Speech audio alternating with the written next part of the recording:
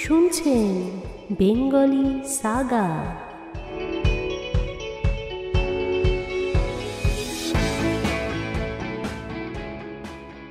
আপনারা শুনছেন Bengali Saga. আমি বিদিশা। আজকে শোনাব রবীন্দ্রনাথ ঠাকুর রচিত গোরা উপন্যাসের 11 পর্ব।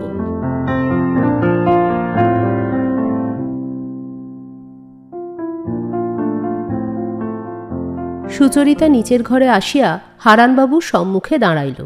কহিল, আপনার কি কথা আছে বলুন। হারানবাবু কহিলেন, বসো। সুচরিতা বসিল না, স্থির দাঁড়াইয়া রহিল। হারানবাবু কহিলেন, সুচরিতা, তুমি আমার প্রতি অন্যায় করছ। সুচরিতা কহিল, আপনিও আমার প্রতি অন্যায় করছেন। হারানবাবু কহিলেন, কেন? আমি তোমাকে যা কথা দিয়েছি এখনও তো তা। সুচরিতা মাঝখানে বাধা দিয়া কহিল, ন্যায় অন্যায় কি শুধু কেবল কথায়? সেই কথার ওপর জোর দিয়ে আপনি কাজে আমার প্রতি অত্যাচার করতে চান। একটা সত্য কি সহস্র মিথ্যার চেয়ে বড় নয়? আমি যদি 100 বার ভুল করে থাকি, তবে কি আপনি জোর করে আমার সেই ভুলকেই অগ্রগণ্য করবেন? আজ আমার যখন সেই ভুল ভেঙেছে, তখন আমি আমার আগেকার কোনো কথাকে স্বীকার করব না। করলে আমার অন্যায় হবে। সুচরিতার যে এমন পরিবর্তন কি করিয়া সম্ভব হইতে পারে, তাহা হারানবাবু কোনো মতেই বুঝিতে পারিলেন না। তাহার স্বাভাবিক স্তব্ধতা ও নম্রতা আজ এমন করিয়া ভাঙিয়া গেছে, ইহা যে তাহারই দ্বারা ঘটিতে পারে, তাহা অনুমান করিবার শক্তি ও বিনয় তাহার ছিল না। সুচরিতার নতুন সঙ্গীগুলির প্রতি মনে মনে দোষারোপ করিয়া তিনি জিজ্ঞাসা করিলেন, তুমি কি ভুল করেছিলে? সুচরিতা কহিল, সে কথা কেন আমাকে জিজ্ঞাসা করছেন? পূর্বে মত ছিল, এখন আমার মত নেই, এ কি যথেষ্ট নয়? হারানবাবু কহিলেন, ব্রাহ্ম সমাজের কাছে যে আমাদের জবাবদিহি আছে, সমাজের লোকের কাছে তুমিই বা কি বলবে, আমি বা কি বলবো? সুচরিতা কহিল, আমি কোনো কথাই বলবো না। আপনি যদি বলতে ইচ্ছা করেন তবে বলবেন, সুচরিতার বয়স অল্প, ওর বুদ্ধি নেই, ওর মতি অস্থির।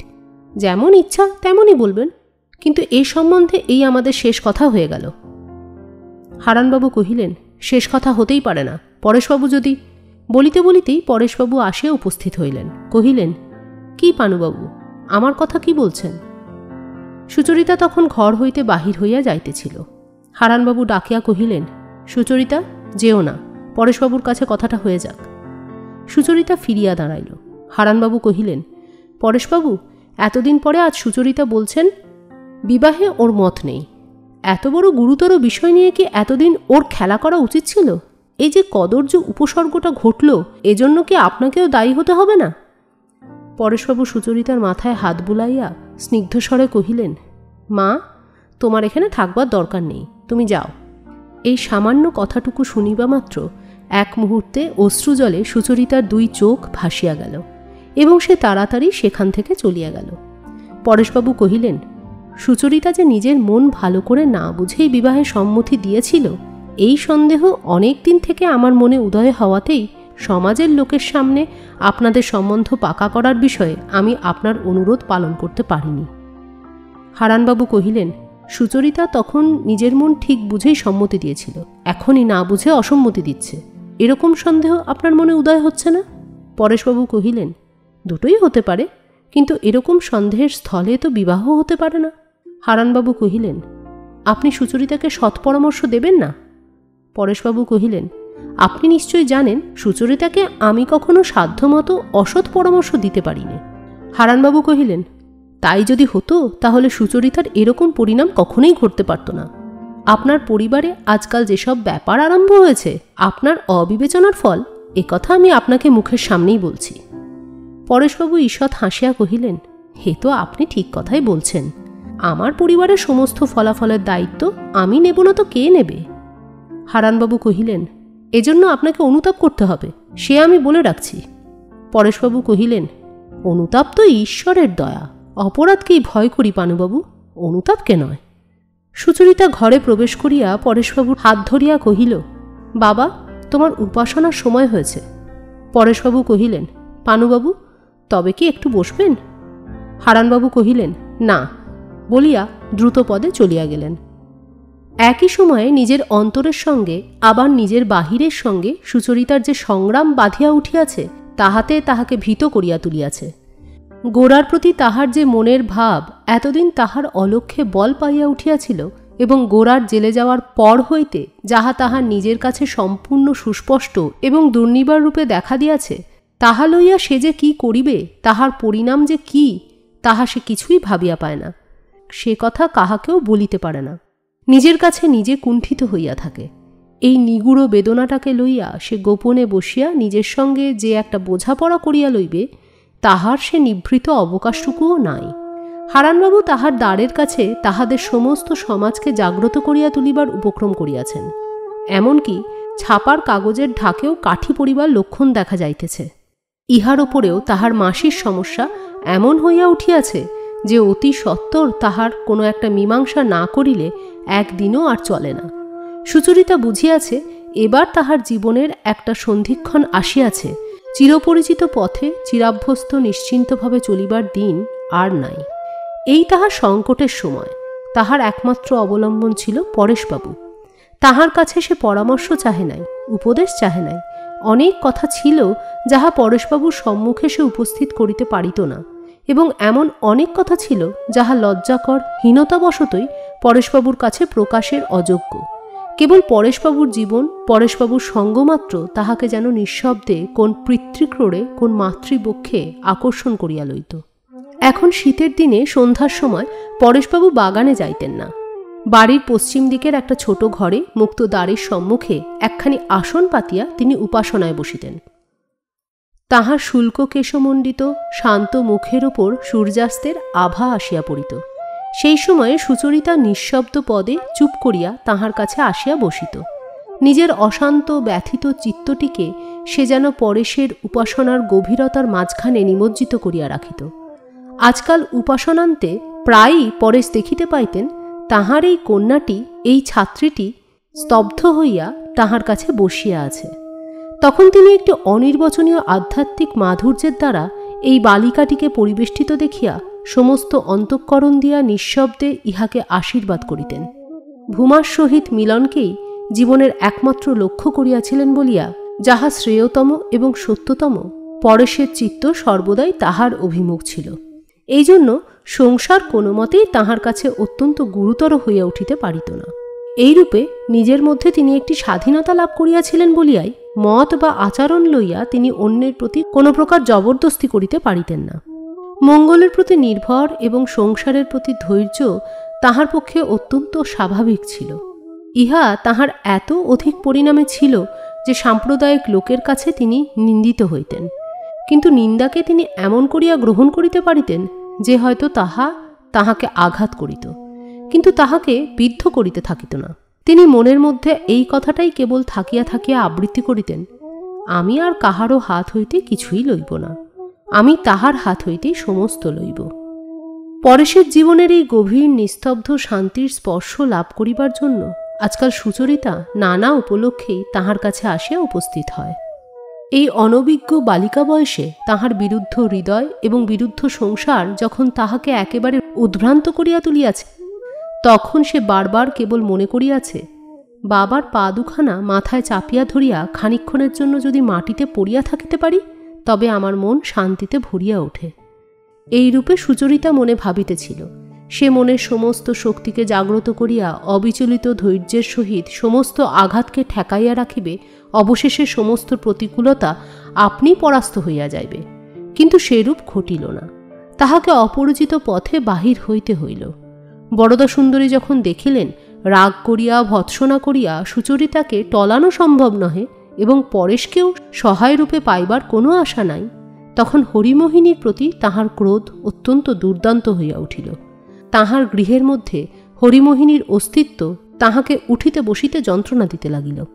সেদিন তাহার পিতার মৃত্যুদিনে বার্ষিক উপাসনা উপলক্ষে তিনি বিনয়কে নিমন্ত্রণ করিয়াছিলেন। উপাসনা সন্ধ্যার সময় হইবে, তৎপূর্বেই তিনি সভাগৃহ সাজাইয়া রাখিতেছিলেন। সুচরিতা ও অন্য মেয়েরাও তাহার সহায়তা করিতেছিল। এমন সময় তাহার চোখে পড়িল বিনয় পাশের সিঁড়ি দিয়া উপরে হরিমোহিনীর নিকট যাইতেছে। মন যখন ভারাক্রান্ত থাকে তখন ক্ষুদ্র ঘটনাও বড় হইয়া ওঠে। বিনয়ের এই উপরের ঘরে যাওয়ার এক মুহূর্তে তাহার কাছে এমন অসহ্য হইয়া উঠিল যে তিনি ঘর সাজানো ফেলিয়া তৎক্ষণাৎ হরিমোহিনীর কাছে গিয়া উপস্থিত হইলেন। দেখিলেন বিনয় মাদুরে বসিয়া আত্মীয়ের ন্যায় বিশ্রব্ধভাবে হরিমোহিনীর সহিত কথা কহিতেছে। দেখো, তুমি আমাদের এখানে যতদিন খুশি থাকো, আমি তোমাকে আদর যত্ন করেই রাখব, কিন্তু আমি বলছি তোমার ওই ঠাকুরকে এখানে রাখা চলবে না। হরিমোহিনী চিরকাল পাড়াগাঁয়েই থাকিতেন।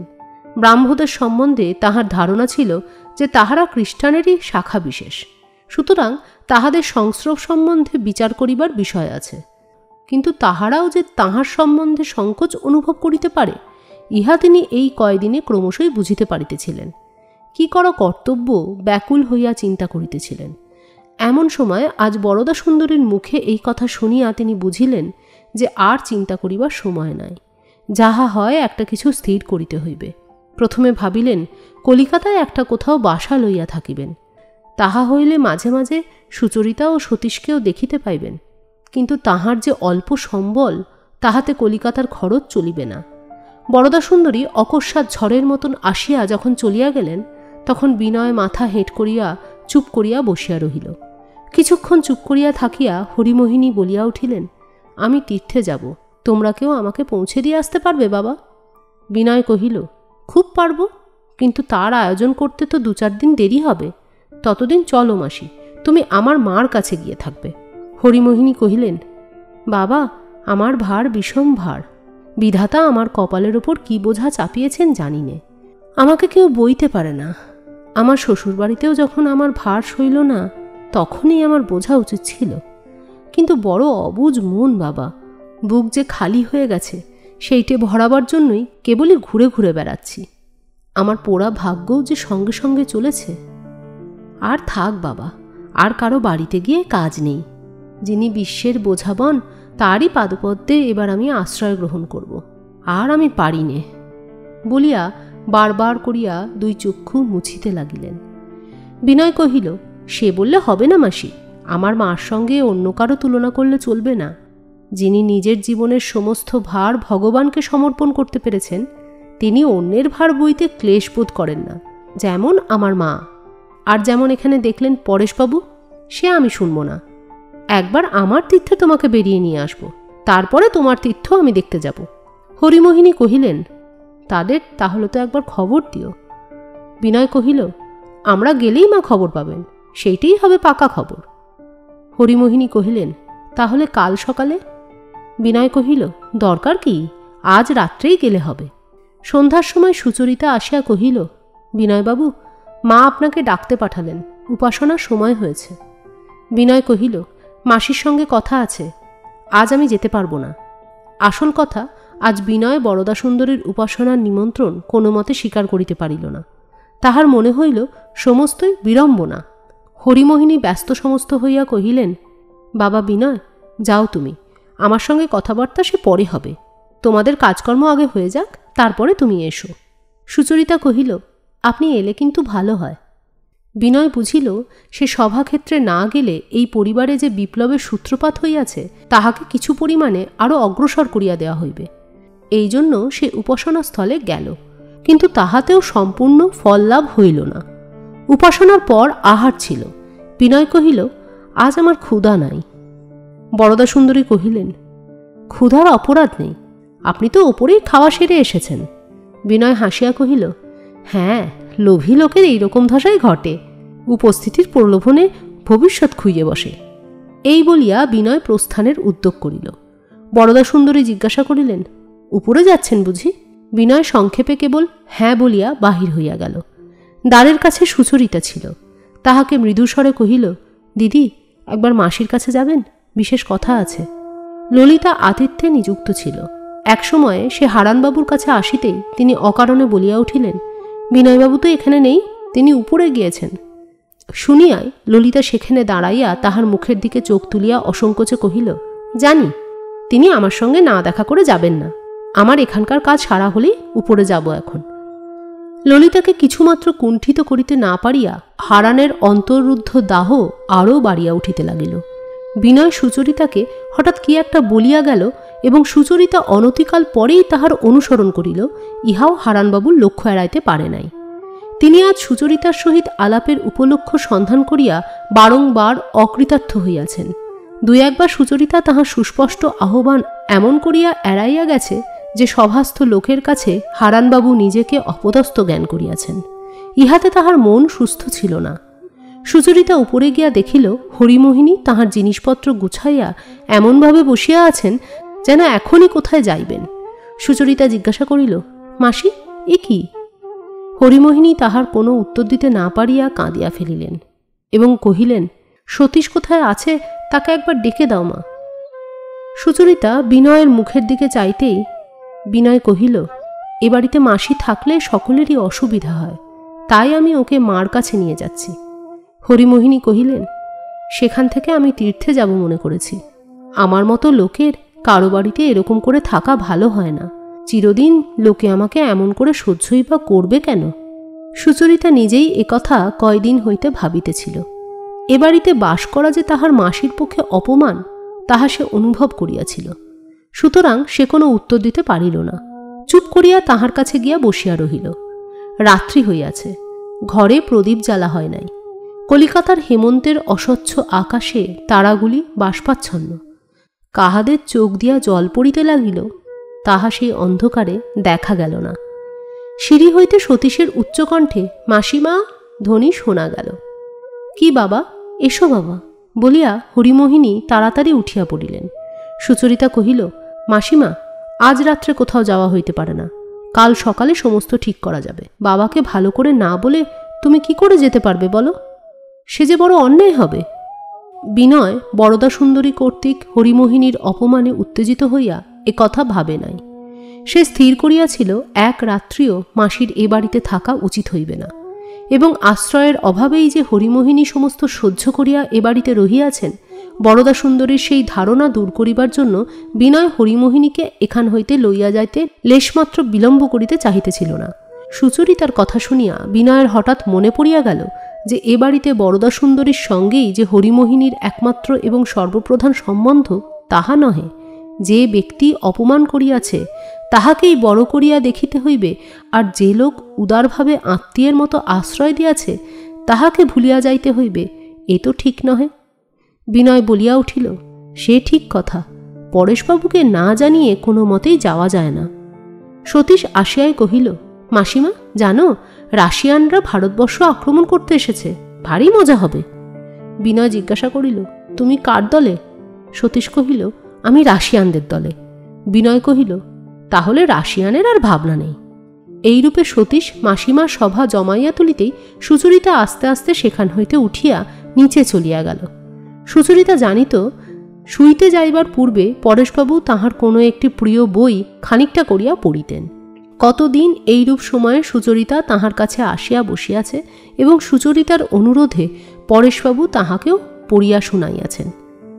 আজও তাহার নির্জন ঘরে পরেশবাবু আলোটি জ্বালাইয়া এমারসনের গ্রন্থ পড়িতেছিলেন। সুচরিতা ধীরে ধীরে তাহার পাশে চৌকি টানিয়া লইয়া বসিল। পরেশবাবু বইখানি রাখিয়া একবার তাহার মুখের দিকে চাহিল। সুচরিতার সংকল্প ভঙ্গ হইল। সে সংসারের কোনো কথাই তুলিতে পারিল না। কহিল, বাবা, আমাকে পড়ে শোনাও। পরেশবাবু তাহাকে পড়িয়া বুঝাইয়া দিতে লাগিলেন। রাত্রি 10টা বাজিয়া গেল, পড়া শেষ হইল। তখনও সুচরিতা নিদ্রার পূর্বে পরেশবাবুর মনে কোনো প্রকার ক্ষোভ পাছে জন্মে সেই জন্য কোনো কথা না বলিয়া ধীরে ধীরে চলিয়া যাইতেছিল। পরেশবাবু তাহাকে স্নেহস্বরে ডাকিলেন, রাধে। সে তখন ফিরিয়া আসিল। পরেশবাবু কহিলেন, তুমি তোমার মাসির কথা আমাকে বলতে এসেছিলে? পরেশবাবু তাহার মনের কথা জানিতে পারিয়াছেন জানিয়া সুচরিতা বিস্মিত হইয়া বলিল, হ্যাঁ বাবা, কিন্তু আজ থাক, কাল সকালে কথা হবে। পরেশবাবু কহিলেন, বসো। সুচরিতা বসিলে তিনি কহিলেন, তোমার মাসির এখানে কষ্ট হচ্ছে, সে কথা আমি চিন্তা করেছি। তাঁর ধর্মবিশ্বাস ও আচরণ লাবণ্যর মার সংস্কারে যে এত বেশি আঘাত দেবে তা আমি আগে ঠিক জানতে পারিনি। যখন দেখছি তাকে পীড়া দিচ্ছে, তখন এ বাড়িতে তোমার মাসিকে রাখলে তিনি সংকুচিত হয়ে থাকবেন। সুচরিতা কহিল, আমার মাসি এখান থেকে যাইবার জন্যই প্রস্তুত হয়েছেন। পরেশবাবু কহিলেন, আমি জানতুম যে তিনি যাবেন। তোমরা দুজনেই তার একমাত্র আত্মীয়। তোমরা তাকে এমন অনাথার মতো বিদায় দিতে পারবে না, সেও আমি জানি। তাই আমি এই কয়দিন এ সম্বন্ধে ভাবছিলুম। তাহার মাসি কি সংকটে পড়িয়াছেন, পরেশবাবু যে তাহা বুঝিয়াছেন ও তাহা লইয়া ভাবিতেছেন, কথা সুচরিতা একেবারেই অনুমান করে নাই।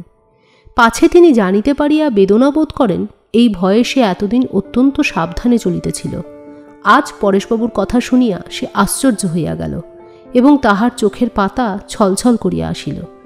পরেশবাবু কহিলেন, তোমার মাসির জন্য একটা বাড়ি ঠিক করে রেখেছি। সুচরিতা কহিল, কিন্তু তিনি তো। পরেশবাবু, ভাড়া দিতে পারবেন না। ভাড়া তিনি কেন দেবেন? তুমি ভাড়া দেবে। সুচরিতা অবাক হইয়া পরেশবাবুর মুখের দিকে চাহিয়া রহিল। পরেশবাবু হাসিয়া কহিলেন, তোমারই বাড়িতে থাকতে দিও, ভাড়া দিতে হবে না। সুচরিতা আরও বিস্মিত হইল। পরেশবাবু কহিলেন, কলকাতায় তোমাদের দুটো বাড়ি আছে জানো না? একটি তোমার, একটি সতীশের। মৃত্যুর সময় তোমার বাবা আমার হাতে কিছু টাকা দিয়ে যান। আমি তাই খাটিয়ে বাড়িয়ে তুলে কলকাতায় দুটো বাড়ি কিনেছি। এতদিন তার ভাড়া পাচ্ছিলুম, তাও জমছিল। তোমার বাড়ির ভাড়াটে অল্পদিন হলো উঠেও গেছে। সেখানে তোমার মাসির থাকবার কোনো অসুবিধা হবে না। সুচরিতা কহিল, সেখানে তিনি কি একলা থাকতে পারবেন? পরেশবাবু কহিলেন, তোমরা তাঁর আপনার লোক থাকতে তাকে একলা থাকতে হবে কেন? সুচরিতা কহিল, সেই কথাই তোমাকে বলবার জন্যে আজ এসেছিলুম। মাসি চলে যাবার জন্য প্রস্তুত হয়েছেন। আমি ভাবছিলুম আমি একলা কি করে তাকে যেতে দেব, তাই তোমার উপদেশ নেব বলে এসেছি। তুমি যা বলবে আমি তাই করব। পরেশবাবু কহিলেন, আমাদের বাসার গায়েই এই যে গলি, এই গলির 2-3টে বাড়ি পরেই তোমার বাড়ি। ওই বারান্দায় দাঁড়ালে সে বাড়ি দেখা যায়। সেখানে তোমরা থাকলে নিতান্ত অরক্ষিত অবস্থায় থাকতে হবে না। আমি তোমাদের দেখতে শুনতে পারব। সুচরিতার বুকের উপর হইতে একটা মস্ত পাথর নামিয়া গেল। বাবাকে ছাড়িয়া কেমন করিয়া যাইব, এই চিন্তার সে কোনো অবধি পাইতেছিল না। কিন্তু যাইতেই হইবে, ইহাও তাহার কাছে নিশ্চিত হইয়া উঠিয়াছিল। সুচরিতা আবেগ পরিপূর্ণ হৃদয় লইয়া চুপ করিয়া পরেশবাবুর কাছে বসিয়া রহিল। পরেশবাবু স্তব্ধ হইয়া নিজের অন্তঃকরণের উপর নিজেকে গভীরভাবে নিহিত করিয়া বসিয়া রহিলেন। সুচরিতা শিষ্যা, তাহার কন্যা, তাহার সুহৃদ। সে তাহার জীবনের, এমনকি তাহার ঈশ্বর উপাসনার সঙ্গে জড়িত হইয়া গিয়াছিল। যেদিন সে নিঃশব্দে আসিয়া তাহার উপাসনার সহিত যোগ দিত, সেদিন তাহার উপাসনা যেন বিশেষ পূর্ণতা পাইত। প্রতিদিন সুচরিতার জীবনকে মঙ্গলপূর্ণ স্নেহের দ্বারা গড়িতে গড়িতে তিনি নিজের জীবনকে একটি বিশেষ পরিণতি দান করিতেছিলেন। সুচরিতা যেমন ভক্তি, যেমন একান্ত নম্রতার সহিত তাহার কাছে আসিয়া দাঁড়াইয়াছিল, এমন করিয়া আর কেহ তাহার কাছে আসে নাই। ফুল যেমন করিয়া আকাশের দিকে তাকায়, সে তেমনি করিয়া তাহার দিকে তাহার সমস্ত প্রকৃতিকে উন্মুখ এবং উদ্ঘাটিত করিয়া দিয়াছিল। এমন একাগ্রভাবে কেহ কাছে আসিলে মানুষের দান করিবার শক্তি আপনিই বাড়িয়া যায়। অন্তঃকরণ জলভার নম্র মেঘের মতো পরিপূর্ণতার দ্বারা নত হইয়া পড়ে। নিজের যাহা কিছু সত্য, যাহা কিছু শ্রেষ্ঠ, তাহা কোনো অনুকূল চিত্তের নিকট প্রতিদিন দান করিবার সুযোগের মতো এমন শুভ যোগ মানুষের কাছে আর কিছু হইতেই পারে না। সেই দুর্লভ সুযোগ সুচরিতা পরেশকে দিয়াছিল। এজন্য সুচরিতার সঙ্গে তাহার সম্বন্ধ অত্যন্ত গভীর হইয়াছিল। আজ সেই সুচরিতার সঙ্গে তাহার বাহ্য সম্পর্ক বিচ্ছিন্ন করিবার সময় উপস্থিত হইয়াছে। ফলকে নিজের জীবনরসে পরিপক্ক করিয়া তুলিয়া তাহাকে নিজের নিকট হইতে মুক্ত করিয়া দিতে হইবে। এজন্য তিনি মনের মধ্যে যে বেদনা অনুভব করিতেছিলেন, সেই নিগূঢ় বেদনাটিকে তিনি অন্তর্যামীর নিকট নিবেদন করিয়া দিতেছিলেন। সুচরিতার পাথেও সঞ্চয় হইয়াছে। এখন নিজের শক্তিতে প্রশস্ত পথে দুঃখে সুখে আঘাতে প্রতিঘাতে নতুন অভিজ্ঞতা লাভের দিকে যে তাহার আহ্বান আসিয়াছে, তাহার আয়োজন কিছুদিন হইতেই পরেশ লক্ষ্য করিতেছিলেন। তিনি মনে মনে বলিতেছিলেন, বৎসে, যাত্রা করো। তোমার চিরজীবন যে কেবল আমার বুদ্ধি এবং আমার আশ্রয়ের দ্বারাই আচ্ছন্ন করিয়া রাখিব, এমন কখনোই হইতে পারে না। ঈশ্বর আমার নিকট হইতে তোমাকে মুক্ত করিয়া বিচিত্রের ভেতর দিয়া তোমাকে চরম পরিণামে আকর্ষণ করিয়া লইয়া যান। তাহার মধ্যে তোমার জীবন সার্থক হোক। এই বলিয়া আশৈশব স্নেহপালিত সুচরিতাকে তিনি মনের মধ্যে নিজের দিক হইতে ঈশ্বরের দিকে পবিত্র উৎসর্গ সামগ্রীর মতো তুলিয়া ধরিতেছিলেন। পরেশ বরদা সুন্দরীর প্রতি রাগ করেন নাই। নিজের সংসারের প্রতি মনকে কোনো প্রকার বিরোধ অনুভব করিতে প্রশ্রয় দেয় নাই। তিনি জানিতেন, সংকীর্ণ অনুকূলের মাঝখানে নতুন বর্ষণের জলরাশি হঠাৎ আসিয়া পড়িলে অত্যন্ত একটা ক্ষোভের সৃষ্টি হয়। তাহার একমাত্র প্রতিকার তাহাকে প্রশস্ত ক্ষেত্রে মুক্ত করিয়া দেওয়া। তিনি জানিতেন অল্পদিনের মধ্যে সুচরিতাকে আশ্রয় করিয়া এই ছোট পরিবারটির মধ্যে যে সকল অপ্রত্যাশিত সমাবেশ ঘটিয়াছে তাহা এখনকার বাঁধা সংস্কারকে পীড়িত করিতেছে। তাহাকে এখানে ধরিয়া রাখিবার চেষ্টা না করিয়া মুক্তিদান করিলে তবেই স্বভাবের সহিত সামঞ্জস্য ঘটিতে পারে, নীরবে তাহারই আয়োজন করিতেছিলেন। দুইজনে কিছুক্ষণ চুপ করিয়া বসিয়া থাকিতে ঘড়িতে 11টা বাজিয়া গেল। তখন পরেশবাবু উঠিয়া দাঁড়াইয়া সুচরিতার হাত ধরিয়া তাহাকে গাড়ি বারান্দার ছাদে লইয়া গেলেন। সন্ধ্যাকাশের বাষ্প কাটিয়া গিয়া তখন নির্মল অন্ধকারের মধ্যে তারাগুলি দীপ্তি পাইতেছিল। সুচরিতাকে পাশে লইয়া পরেশ সেই নিস্তব্ধ রাত্রে প্রার্থনা করিলেন, সংসারের সমস্ত অসত্য কাটিয়া পরিপূর্ণ সত্য আমাদের জীবনের মাঝখানে নির্মল মূর্তিতে উদ্ভাসিত হইয়া উঠুন।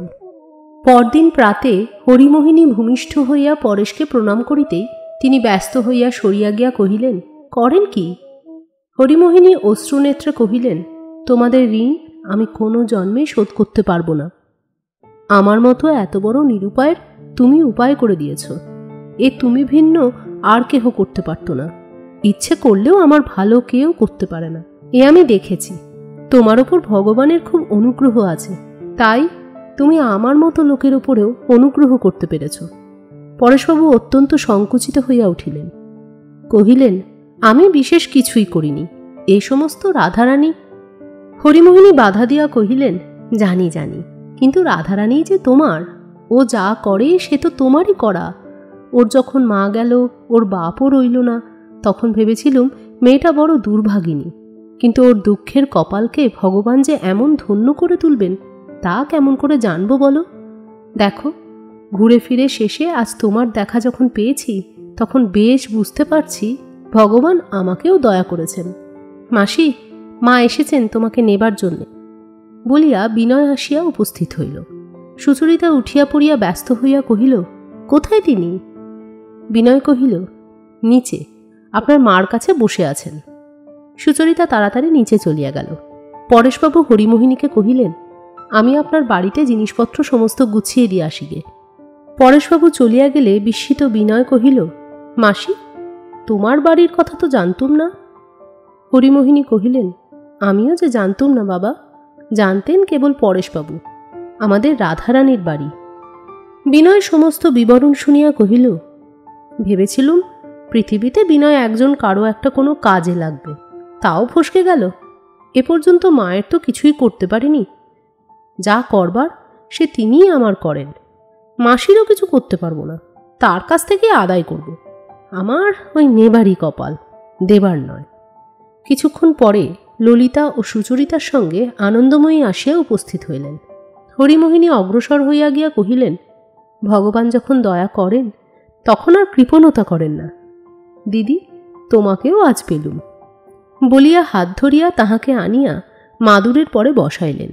হরিমোহিনী কহিলেন, দিদি, তোমার কথা ছাড়া বিনয়ের মুখে আর কোনো কথা নাই। আনন্দময়ী হাসিয়া কহিলেন, ছেলেবেলা থেকে ওর ওই রোগ, যে কথা ধরে সে কথা শীঘ্র ছাড়ে না। শীঘ্র মাসির পালাও শুরু হবে। বিনয় কহিল, তা হবে, সে আমি আগে থেকেই বলে রাখছি। আমার অনেক বয়সের মাসি, নিজে সংগ্রহ করেছি। এতদিন যে বঞ্চিত ছিলুম, নানা রকম করে সেটা পুষিয়ে নিতে হবে। আনন্দময়ী ললিতার দিকে চাহিয়া সহাস্যে কহিলেন, আমাদের বিনয় ওর যা অভাব তা সংগ্রহ করতেও জানে, আর সংগ্রহ করে প্রাণপণে তার আদর করতেও জানে। তোমাদের ও যে কি চোখে দেখেছে সে আমিই জানি। যা কখনো ভাবতে পারত না তারই যেন হঠাৎ সাক্ষাৎ পেয়েছে। তোমাদের সঙ্গে ওদের জানাশোনা হওয়াতে আমি যে কত খুশি হয়েছি সে আর কি বলবো মা। তোমাদের এই ঘরে যে এমন করে বিনয়ের মন বসেছে তাতে ওর ভারী উপকার হয়েছে। সে কথা ও খুব বোঝে আর স্বীকার করতেও ছাড়ে না। ললিতা একটা কিছু উত্তর করিবার চেষ্টা করিয়াও কথা খুঁজিয়া পাইল না। তাহার মুখ লাল হইয়া উঠিল। সুচরিতা ললিতার বিপদ দেখিয়া কহিল, সকল মানুষের ভিতরকার ভালোটি বিনয়বাবু দেখতে পান, সেই জন্যই সকল মানুষের যেটুকু ভালো সেটুকু ওর ভাগে আসে, সে অনেকটা ওর গুণ। বিনয় কহিল, মা, তুমি বিনয়কে যত বড় আলোচনার বিষয় বলে ঠিক করে রেখেছ, সংসারে তার তত বড় গৌরব নেই। এ কথাটা তোমাকে বোঝাবো মনে করি, নিতান্ত অহংকার বশতই পারিনি, কিন্তু আর চলল না। মা, আর নয়, বিনয়ের কথা আজ এই পর্যন্ত। এমন সময় সতীশ তাহার অচিরজাত কুকুর শাবককে বুকে চাপিয়া ধরিয়া লাফাইতে লাফাইতে আসিয়া উপস্থিত হইল। হরিমোহিনী ব্যস্ত সমস্ত হইয়া বলিয়া উঠিলেন, বাবা সতীশ, লক্ষ্মী বাপ আমার, ও কুকুরটাকে নিয়ে যাও বাবা। সতীশ কহিল, ও কিছু করবে না মাসি, ও তোমার ঘরে যাবে না, তুমি ওকে একটু আদর করো, ও কিছু বলবে না। হরিমোহিনী সরিয়া গিয়া কহিলেন, না বাবা না, ওকে নিয়ে যাও। তখন আনন্দময়ী কুকুর শুদ্ধ সতীশকে নিজের কাছে টানিয়া লইলেন। কুকুরকে কোলের ওপর লইয়া সতীশকে জিজ্ঞাসা করিলেন, তুমি সতীশ না, আমাদের বিনয়ের বন্ধু? বিনয়ের বন্ধু বলিয়া নিজের পরিচয়কে সতীশ কিছুই অসঙ্গত মনে করিত না, সুতরাং সে অসংকোচে বলিল, হ্যাঁ, বলিয়া আনন্দময়ীর মুখের দিকে চাহিয়া রহিল। আনন্দময়ী কহিলেন, আমি যে বিনয়ের মা হই। কুকুর শাবক আনন্দময়ীর হাতের বালা চর্বণের চেষ্টা করিয়া আত্মবিনোদনে প্রবৃত্ত হইল। সুচরিতা কহিল, বক্তিয়ার, মাকে প্রণাম কর। সতীশ লজ্জিতভাবে কোনো মতে প্রণামটা সারিয়া লইল। এমন সময় বরদা সুন্দরী উপরে আসিয়া হরিমোহিনীর দিকে দৃকপাত মাত্র না করিয়া আনন্দময়ীকে জিজ্ঞাসা করিলেন, আপনি কি আমাদের এখানে কিছু খাবেন? আনন্দময়ী কহিলেন, খাওয়া ছোঁয়া নিয়ে আমি কিছু বাজবিচার করি না, কিন্তু আজকে থাক, গোরা ফিরে আসুক, তারপরে খাব। আনন্দময়ী গোরার অসাক্ষাতে গোরার অপ্রিয় কোনো আচরণ করিতে পারিলেন না। বরদা সুন্দরী বিনয়ের দিকে তাকাইয়া কহিলেন, এই যে বিনয়বাবু এখানে, আমি বলে আপনি আসেননি বুঝি? বিনয় তৎক্ষণাৎ বলিল, আমি যে এসেছি সে বুঝি আপনাকে না জানিয়ে যাব ভেবেছেন? বরদা সুন্দরী কহিলেন, কাল তো নিমন্ত্রণের খাওয়া ফাঁকি দিয়েছেন, আজ না হয় বিনা নিমন্ত্রণের খাওয়া খাবেন। বিনয় কহিল, সেইটাতেই আমার লোভ বেশি, মাইনের চেয়ে উপরি পাওনার টান বড়। হরিমোহিনী মনে মনে বিস্মিত হইলেন। বিনয় এ বাড়িতে খাওয়া দাওয়া করে, আনন্দময়ীও বাজবিচার করেন না, ইহাতে তাহার মন প্রসন্ন হইল না। বরদা সুন্দরী চলিয়া গেলে হরিমোহিনী সসংকোচে জিজ্ঞাসা করিলেন, দিদি, তোমার স্বামী কি? আনন্দময়ী কহিলেন, আমার স্বামী খুব হিন্দু। হরিমোহিনী অবাক হইয়া রহিলেন। আনন্দময়ী তাহার মনের ভাব বুঝিতে পারিয়া কহিলেন, বোন, যতদিন সমাজ আমার সকলের চেয়ে বড় ছিল ততদিন সমাজকেই মেনে চলতুম, কিন্তু একদিন ভগবান আমার ঘরে হঠাৎ এমন করে দেখা দিলেন যে আমাকে আর সমাজ মানতে দিলেন না। তিনি নিজে এসে আমার জাত কেড়ে নিয়েছেন, তখন আমি আর কাকে ভয় করি? হরিমোহিনী এ কৈফিয়তের অর্থ বুঝতে না পারিয়া কহিলেন, তোমার স্বামী? আনন্দময়ী কহিলেন, আমার স্বামী রাগ করেন। হরিমোহিনী, ছেলেরা? আনন্দময়ী, ছেলেরাও খুশি নয়, কিন্তু তাদের খুশি করেই কি বাঁচব? বোন, আমার এ কথা কাউকে বোঝাবার নয়, যিনি সব জানেন তিনিই বুঝবেন। বলিয়া আনন্দময়ী হাত জোর করিয়া প্রণাম করিলেন। হরিমোহিনী ভাবিলেন, হয়তো কোনো মিশনারির মেয়ে আসিয়া আনন্দময়ীকে খ্রিস্টানি ভজাইয়া গেছে। তাহার মনের মধ্যে অত্যন্ত একটা সংকোচ উপস্থিত হইল। পরেশবাবুর বাসার কাছেই সর্বদা তাহার তত্ত্বাবধানে থাকিয়া বাস করিতে পাইবে এ কথা শুনিয়া সুচরিতা অত্যন্ত আরাম বোধ করিয়াছিল, কিন্তু যখন তাহার নতুন বাড়ির গৃহসজ্জা সমাপ্ত এবং সেখানে উঠিয়া যাইবার সময় নিকটবর্তী হইল, তখন সুচরিতার বুকের ভেতর যেন টানিয়া ধরিতে লাগিল। কাছে থাকা না থাকা লইয়া কথা নয়, কিন্তু জীবনের সঙ্গে জীবনের যে সর্বাঙ্গীন যোগ ছিল তাহাতে এতদিন পরে একটা বিচ্ছেদ ঘটিবার কাল আসিয়াছে। ইহা আজ সুচরিতার কাছে যেন তাহার এক অংশের মৃত্যুর মতন বোধ হইতে লাগিল। এই পরিবারের মধ্যে সুচরিতার যেটুকু স্থান ছিল, তাহার যে কিছু কাজ ছিল, প্রত্যেক চাকরটির সঙ্গেও তাহার যে সম্বন্ধ ছিল, সমস্তই সুচরিতার হৃদয়কে ব্যাকুল করিয়া তুলিতে লাগিল। সুচরিতার যে নিজের কিছু সঙ্গতি আছে এবং সেই সঙ্গতির জোরে আজ সে স্বাধীন হইবার উপক্রম করিতেছে, এই সংবাদে বরদা সুন্দরী বারবার করিয়া প্রকাশ করিলেন যে ইহাতে ভালোই হইল। এতদিন এত সাবধানে যে দায়িত্বভার বহন করিয়া আসিতেছিলেন তাহা হইতে মুক্ত হইয়া তিনি নিশ্চিন্ত হইলেন। কিন্তু মনে মনে সুচরিতার প্রতি তাহার যেন একটা অভিমানের ভাব জন্মিল। সুচরিতা যে তাহাদের কাছ হইতে বিচ্ছিন্ন হইয়া আজ নিজের সম্বলের ওপর নির্ভর করিয়া দাঁড়াইতে পারিতেছে, এ যেন তাহার একটা অপরাধ। তাহারা ছাড়া সুচরিতার অন্য কোনো গতি নাই, ইহাই মনে করিয়া অনেক সময় সুচরিতাকে তিনি আপন পরিবারের একটা আপদ বলিয়া নিজের প্রতি করুণা অনুভব করিয়াছেন। কিন্তু সেই সুচরিতার ভার যখন লাঘব হইবার সংবাদ হঠাৎ পাইলেন, তখন তো মনের মধ্যে কিছুমাত্র প্রসন্নতা অনুভব করিলেন না।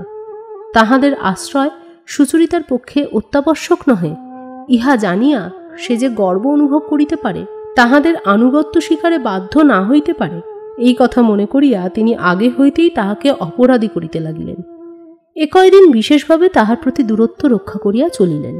পূর্বে তাহাকে ঘরের কাজকর্মে যেমন করিয়া ডাকিতেন, এখন তাহা একেবারে ছাড়িয়া দিয়া গায়ে পড়িয়া তাহাকে অস্বাভাবিক সম্ভ্রম দেখাইতে লাগিলেন।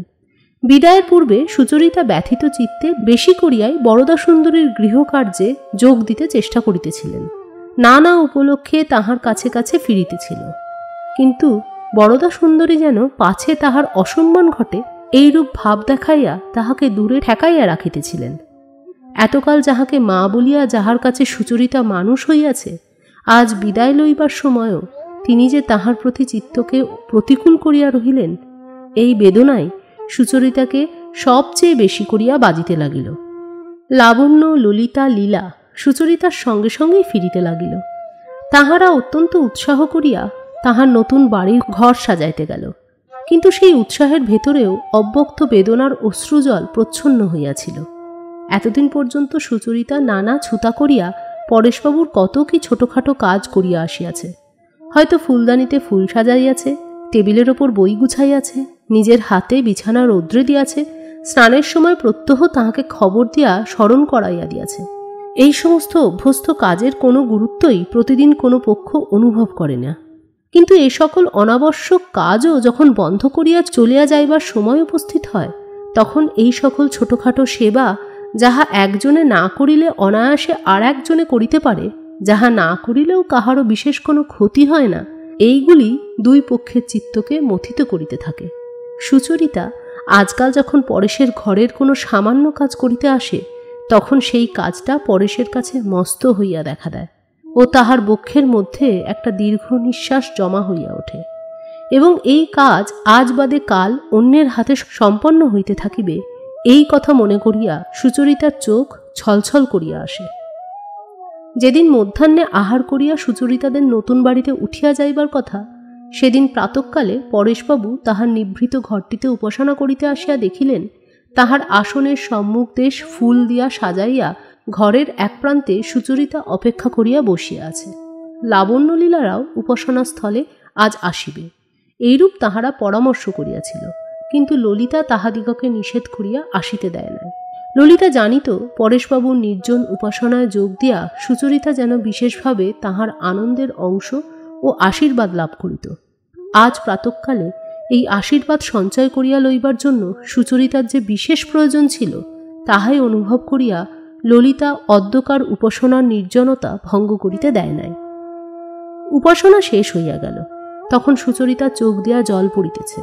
পরেশবাবু কহিলেন, মা, পিছন দিকে ফিরে তাকিও না, সম্মুখের পথে অগ্রসর হয়ে যাও, মনে সংকোচ রেখো না। যাই ঘটুক, যাই তোমার সম্মুখে উপস্থিত হোক, তার থেকে সম্পূর্ণ নিজের শক্তিতে ভালোকে গ্রহণ করবে, এই পণ করে আনন্দের সঙ্গে বেরিয়ে পড়ো। ঈশ্বরকে সম্পূর্ণরূপে আত্মসমর্পণ করে তাঁকেই নিজের একমাত্র সহায় করো, তাহলে ভুল ত্রুটি ক্ষতির মধ্যে দিয়েও লাভের পথে চলতে পারে। আর যদি নিজেকে আধাআধি ভাগ করো, কতক ঈশ্বরের কতক অন্যত্রে, তাহলে সমস্ত কঠিন হয়ে উঠবে। ঈশ্বর এই করুন, তোমার পক্ষে আমাদের ক্ষুদ্র আশ্রয়ের আর যেন প্রয়োজন না হয়। উপাসনার পরে উভয়ে বাহিরে আসিয়া দেখিলেন, বসিবার ঘরে হারানবাবু অপেক্ষা করিয়া আছেন। সুচরিতা আজ কাহারও বিরুদ্ধে কোনো বিদ্রোহ ভাব মনে রাখিবে না পণ করিয়া হারানবাবুকে নম্রভাবে নমস্কার করিল। হারানবাবু তৎক্ষণাৎ চৌকির ওপরে নিজেকে শক্ত করিয়া তুলিয়া অত্যন্ত গম্ভীর স্বরে কহিলেন, সুচরিতা, এতদিন তুমি যে সত্যকে আশ্রয় করেছিলে, আজ তার থেকে পিছিয়ে পড়তে যাচ্ছ। আজ আমাদের শোকের দিন। সুচরিতা কোনো উত্তর করিল না, কিন্তু যে রাগিনী তাহার মনের মধ্যে আজ শান্তির সঙ্গে করুণা মিশাইয়া সঙ্গীতে বাজিয়া উঠিতেছিল, তাহাতে আর একটা বেসুর আসিয়া পড়িল। পরেশবাবু কহিলেন, অন্তর্যামী জানেন কে এগোচ্ছে কে পিছোচ্ছে, বাইরে থেকে বিচার করে আমরা বৃথা উদ্বিগ্ন হই। হারানবাবু কহিলেন, তাহলে আপনি কি বলতে চান? আপনার মনে কোনো আশঙ্কা নেই, আর আপনার অনুতাপেরও কোনো কারণ ঘটেনি? পরেশবাবু কহিলেন, পানুবাবু, কাল্পনিক আশঙ্কাকে আমি মনে স্থান দিইনি, এবং অনুতাপের কারণ ঘটেছে কিনা তা তখনই বুঝব যখন অনুতাপ জন্মাবে। হারানবাবু কহিলেন, এই যে আপনার কন্যা ললিতা একলা বিনয়বাবুর সঙ্গে স্টিমারে করে চলে এলেন, এটাও কি কাল্পনিক? সুচরিতার মুখ লাল হইয়া উঠিল। পরেশবাবু কহিলেন, পানুবাবু, আপনার মন যে কোনো কারণে হোক উত্তেজিত হয়ে উঠেছে, এই জন্যই এখন এই সম্বন্ধে আপনার সঙ্গে আলাপ করলে আপনার প্রতি অন্যায় করা হবে। হারানবাবু মাথা তুলিয়া বলিলেন, আমি উত্তেজনার বেগে কোনো কথা বলিনি। আমি যা বলি সে সম্বন্ধে আমার দায়িত্ববোধ যথেষ্ট থাকে, সেজন্য আপনি চিন্তা করবেন না। আপনাকে যা বলছি সে আমি ব্যক্তিগতভাবে বলছি না, আমি ব্রাহ্ম সমাজের তরফ থেকে বলছি। না বলা অন্যায় বলেই বলছি।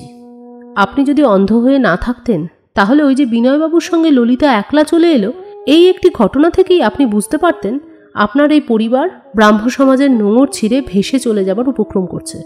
এতে যে শুধু আপনারই অনুতাপের কারণ ঘটবে তা নয়, এতে ব্রাহ্ম সমাজের অগৌরবের কথা আছে। পরেশবাবু কহিলেন, নিন্দা করতে গেলে বাইরে থেকে করা যায়, কিন্তু বিচার করতে গেলে ভেতরে প্রবেশ করতে হয়। কেবল ঘটনা থেকে মানুষকে দোষী করবেন না।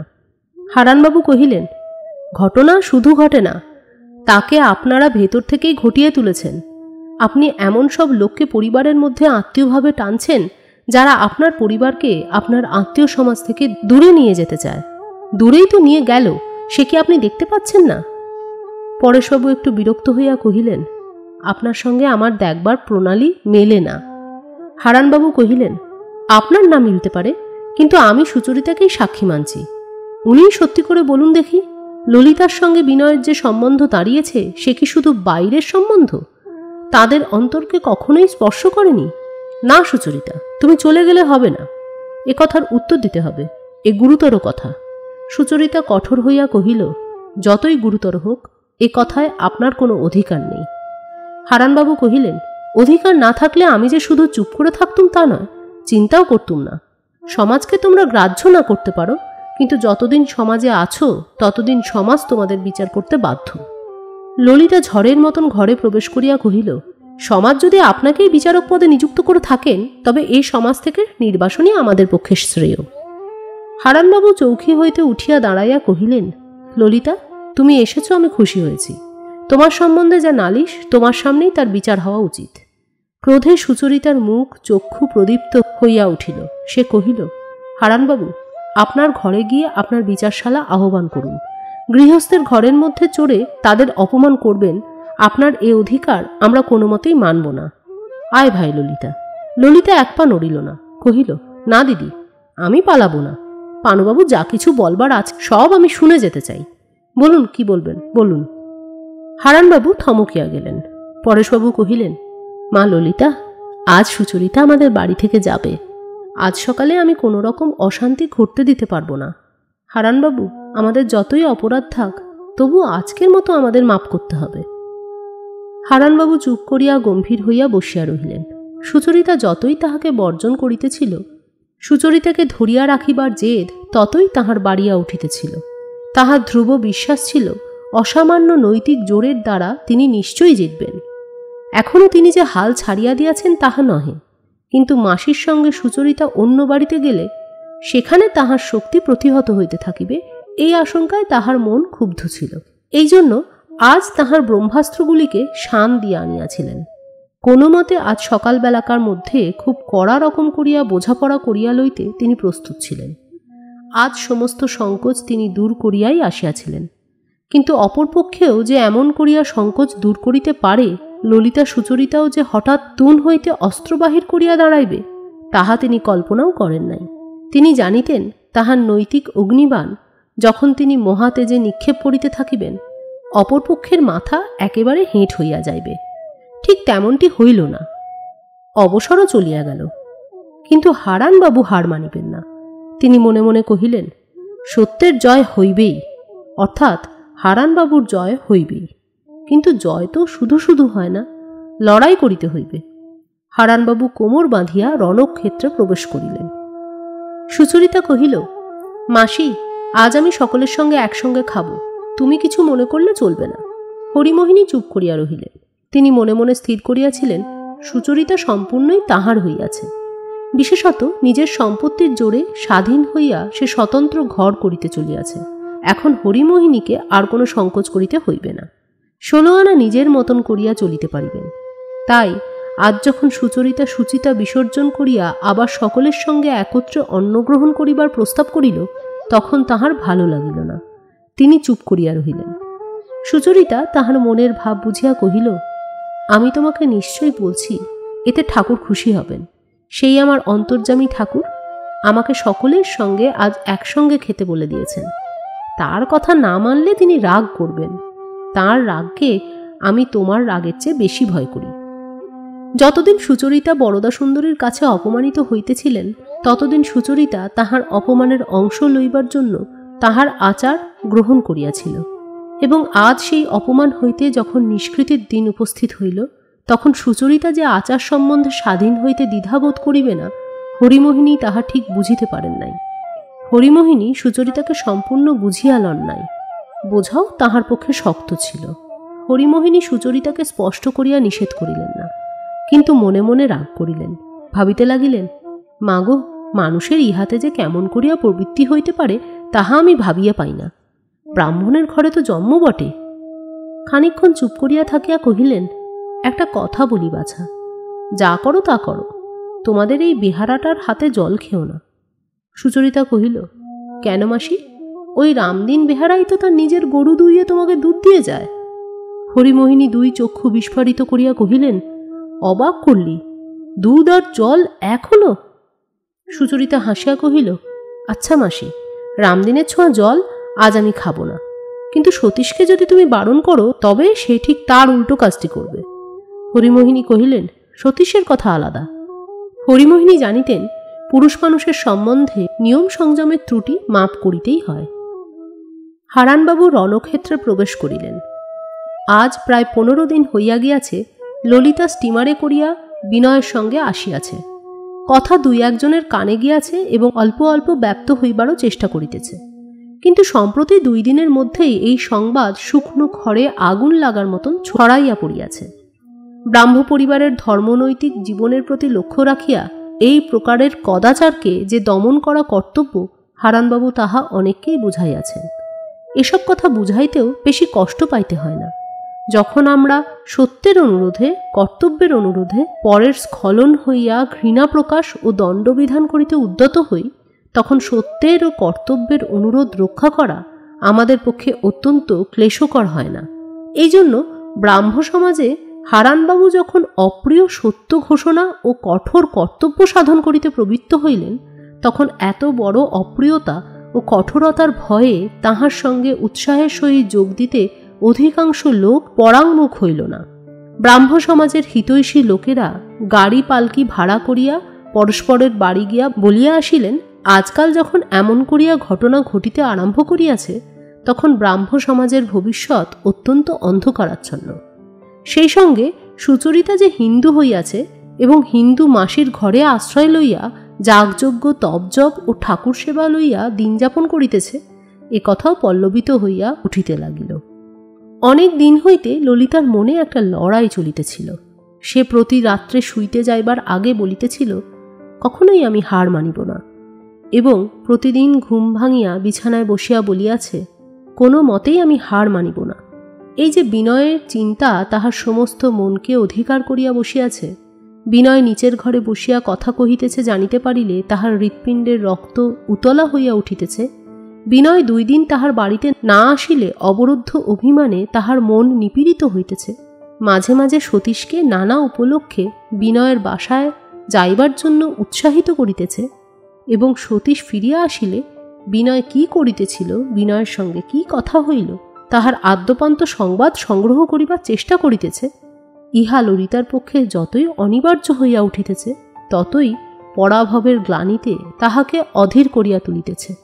বিনয় ও গোরার সঙ্গে আলাপ পরিচয়ে বাধা দেন নাই বলিয়া একবার পরেশবাবুর প্রতি তাহার রাগও হইত, কিন্তু শেষ পর্যন্ত সে লড়াই করিবে, মরিবে তবু হারিবে না, এই তাহার পণ ছিল। জীবন যে কেমন করিয়া কাটাইবে সে সম্বন্ধে নানা প্রকার কল্পনা তাহার মনের মধ্যে যাতায়াত করিতেছিল।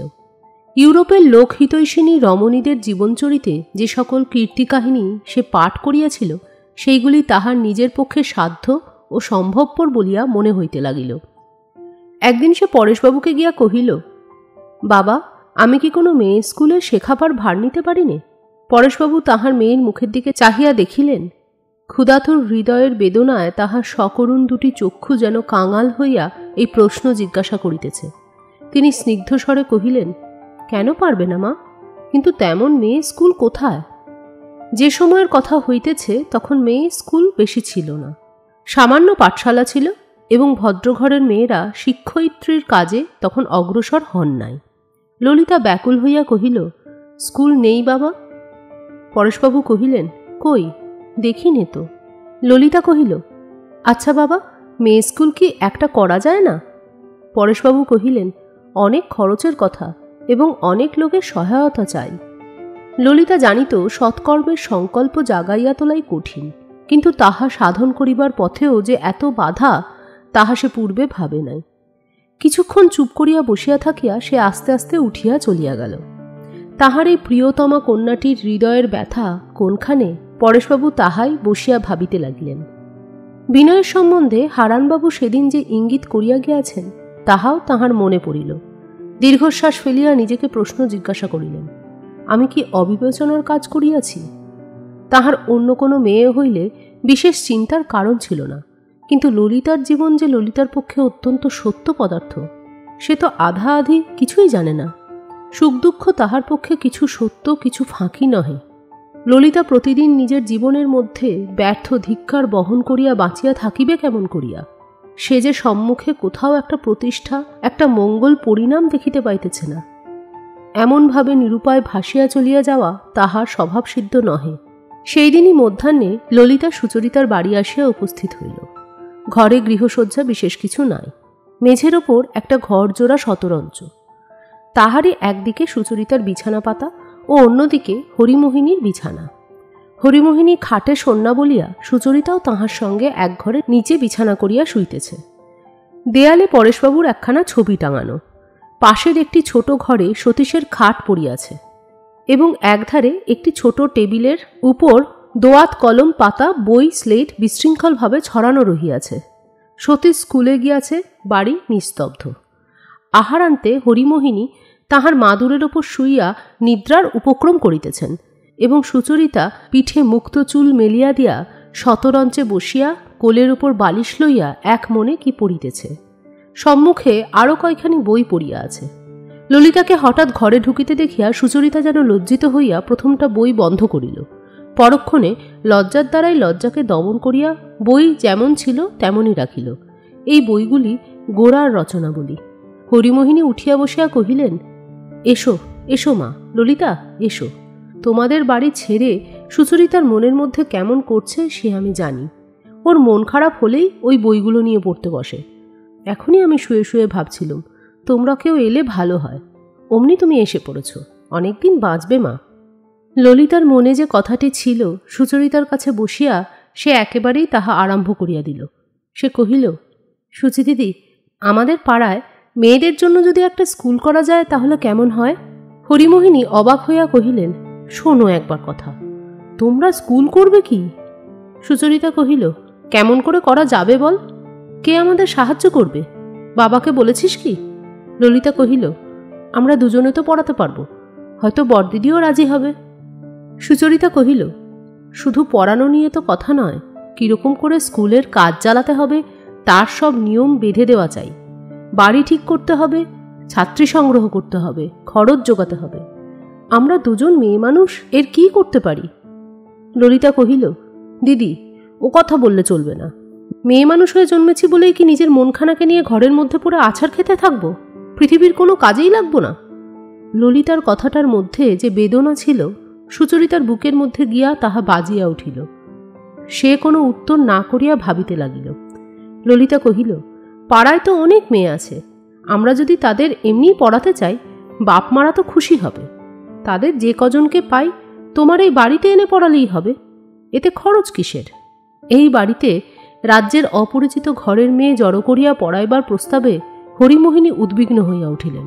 তিনি নিরিবিলি পূজা অর্চনা লইয়া শুদ্ধ সূচি হইয়া থাকিতে চান। তাহার ব্যাঘাতের সম্ভাবনায় আপত্তি করিতে লাগিলেন। সুচরিতা কহিল, মাসি, তোমার ভয় নেই। যদি ছাত্রী জোটে তাদের নিয়ে আমাদের নিচের তলার ঘরেই কাজ চালাতে পারবো। তোমার উপরের ঘরে আমরা উৎপাত করতে আসবো না। তা ভাই ললিতা, যদি ছাত্রী পাওয়া যায় তাহলে আমি রাজি আছি। ললিতা কহিল, আচ্ছা, দেখাই যাক না। হরিমোহিনী বারবার কহিতে লাগিলেন, মা, সকল বিষয়ে তোমরা খ্রিস্টানের মতন হলে চলবে কেন?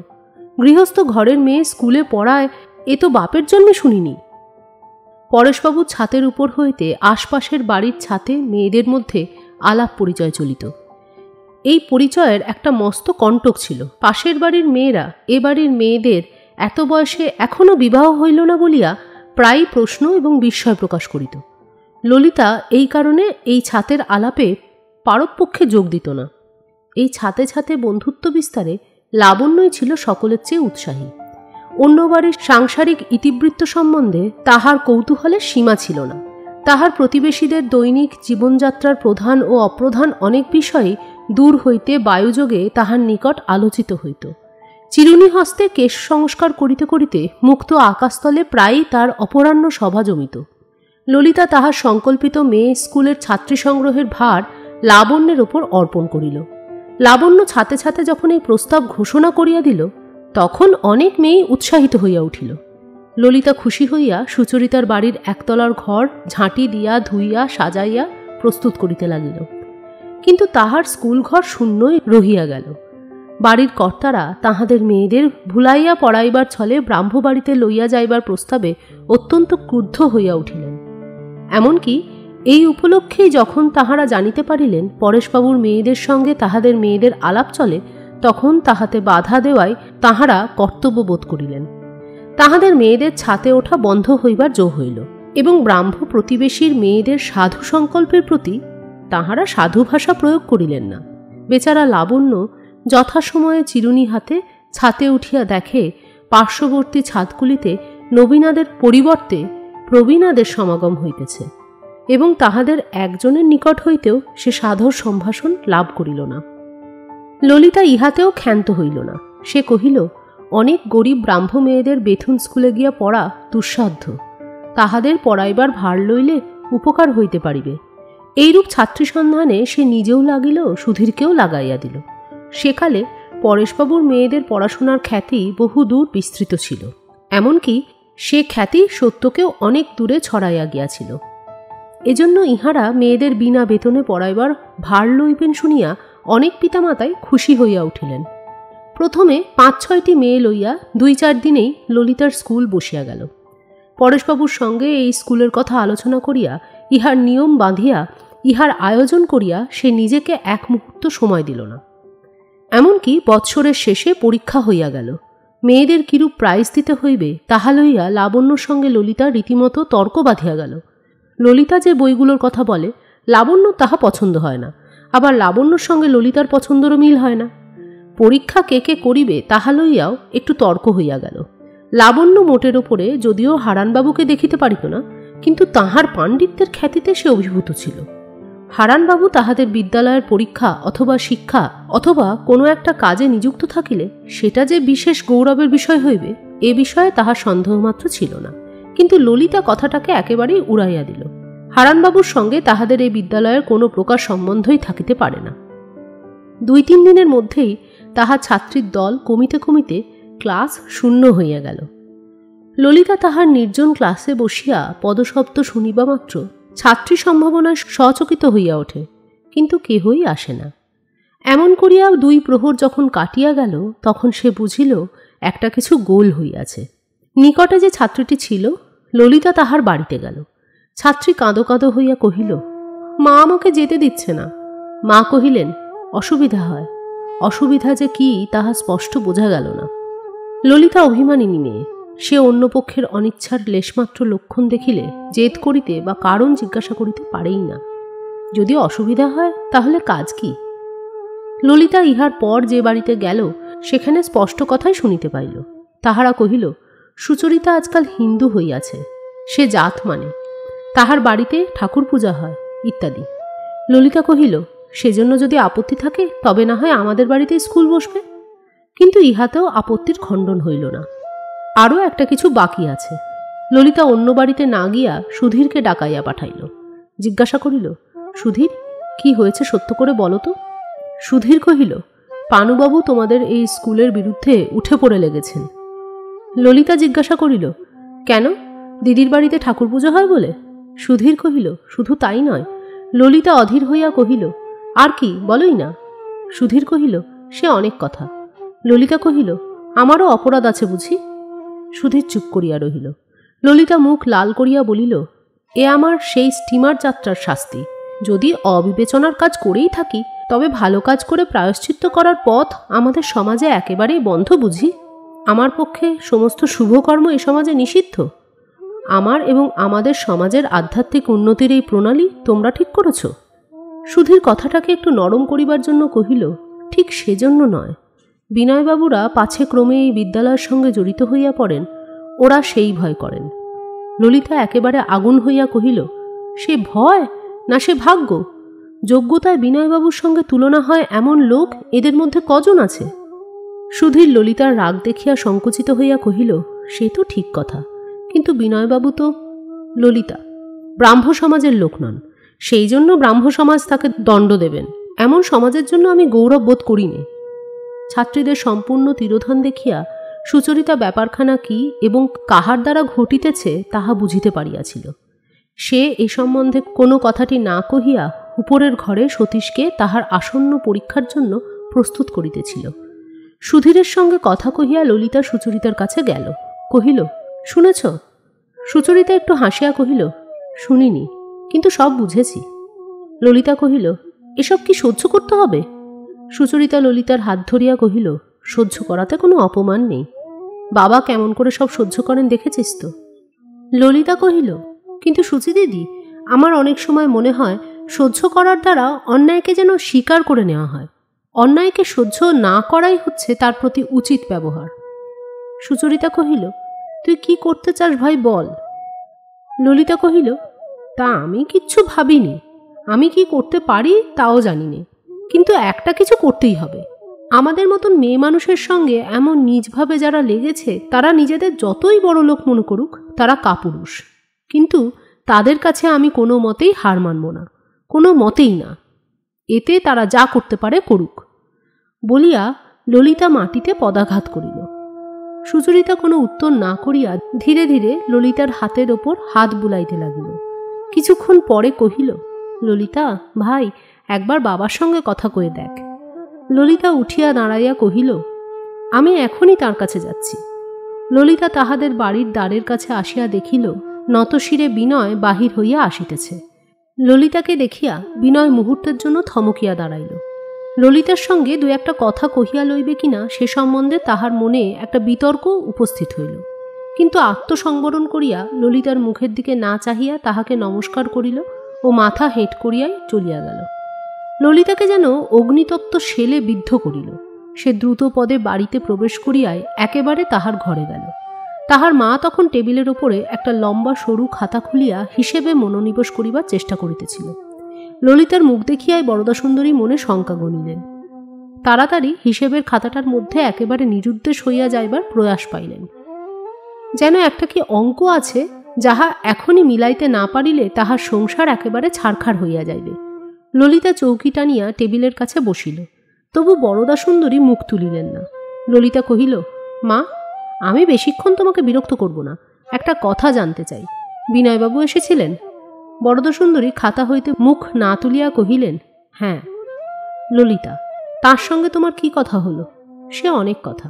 ললিতা, আমার সম্বন্ধে কথা হয়েছিল কিনা? বরদাসুন্দরী পলায়নের পন্থা না দেখিয়া কলম ফেলিয়া খাতা হইতে মুখ তুলিয়া কহিলেন, তা বাছা হয়েছিল। দেখলুম যে ক্রমেই বাড়াবাড়ি হয়ে পড়ছে, সমাজের লোকে চারদিকেই নিন্দে করছে, তাই সাবধান করে দিতে হলো। লজ্জায় ললিতার মুখ লাল হইয়া উঠিল, তাহার মাথা ঝাঁঝা করিতে লাগিল। জিজ্ঞাসা করিল, বাবা কি বিনয়বাবুকে এখানে আসতে নিষেধ করেছেন? বরদাসুন্দরী কহিলেন, তিনি বুঝি এসব কথা ভাবেন? যদি ভাবতেন তাহলে গোড়াতেই এ সমস্ত হতে পারত না। ললিতা জিজ্ঞাসা করিল, পানুবাবু আমাদের এখানে আসতে পারবেন? বরদাসুন্দরী আশ্চর্য হইয়া কহিলেন, শোনো একবার, পানুবাবু আসবেন না কেন? ললিতা, বিনয়বাবুই বা আসবেন না কেন?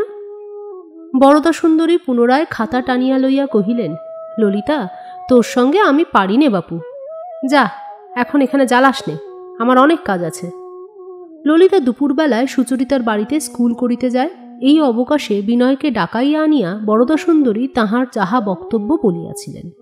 মনে করিয়াছিলেন ললিতা টেরও পাইবে না। হঠাৎ চক্রান্ত এমন করিয়া ধরা পড়িল দেখিয়া তিনি বিপদ বোধ করিলেন।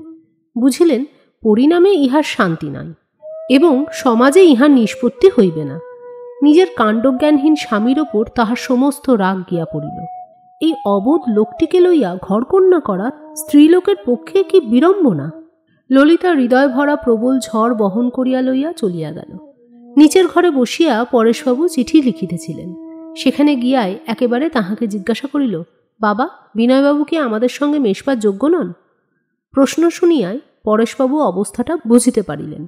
তাহার পরিবার লইয়া সম্প্রতি তাহাদের সমাজে যে আন্দোলন উপস্থিত হইয়াছে তাহা পরেশবাবুর অগোচর ছিল না।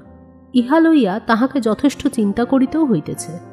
বিনয়ের প্রতি ললিতার মনের ভাব সম্বন্ধে যদি তাহার মনে সন্দেহ উপস্থিত না হইত তবে তিনি বাহিরের কথায় কিছুমাত্র কান দিতেন না। কিন্তু যদি বিনয়ের প্রতি ললিতার অনুরাগ জন্মিয়া থাকে তবে সে স্থলে তাহার কর্তব্য কি সে প্রশ্ন তিনি বারবার নিজেকে জিজ্ঞাসা করিয়াছেন। প্রকাশ্যভাবে ব্রাহ্মধর্মে দীক্ষা লওয়ার পর তাহার পরিবারে আবার এই একটা সংকটের সময় উপস্থিত হইয়াছে। সেই জন্য একদিকে একটা ভয় এবং কষ্ট তাহাকে ভেতরে ভেতরে পীড়ন করিতেছে, অন্যদিকে তাহার সমস্ত চিত্তশক্তি জাগ্রত হইয়া উঠিয়া বলিতেছে, ব্রাহ্মধর্ম গ্রহণের সময় যেমন একমাত্র ঈশ্বরের দিকে দৃষ্টি রাখিয়াই কঠিন পরীক্ষায় উত্তীর্ণও হইয়াছি, সত্যকেই সুখ, সম্পত্তি, সমাজ সকলের ঊর্ধ্বে স্বীকার করিয়া জীবন চিরদিনের মতো ধন্য হইয়াছে। এখনও যদি সেইরূপ পরীক্ষার দিন উপস্থিত হয় তবে তাহার দিকেই লক্ষ্য রাখিয়া উত্তীর্ণ হইব। ললিতার প্রশ্নের উত্তরে পরেশবাবু কহিলেন, বিদ্যা বুদ্ধিও যেমন, চরিত্রও তেমনি। একটুখানি চুপ করিয়া থাকিয়া ললিতা কহিল, গৌরবাবুর মা এর মধ্যে দুদিন আমাদের বাড়ি এসেছিলেন। সুচি দিদিকে নিয়ে তাঁর ওখানে আজ একবার যাব? পরেশবাবু ক্ষণকালের জন্য উত্তর দিতে পারিলেন না। তিনি নিশ্চয় জানিতেন বর্তমান আলোচনার সময় এইরূপ যাতায়াতে তাহাদের নিন্দা আরও প্রশ্রয় পাইবে। কিন্তু তাহার মন বলিয়া উঠিল, যতক্ষণ ইহা অন্যায় নহে ততক্ষণ আমি নিষেধ করিতে পারিব না। কহিলেন, আচ্ছা যাও, আমার কাজ আছে, নইলে আমিও তোমাদের সঙ্গে যেতুম।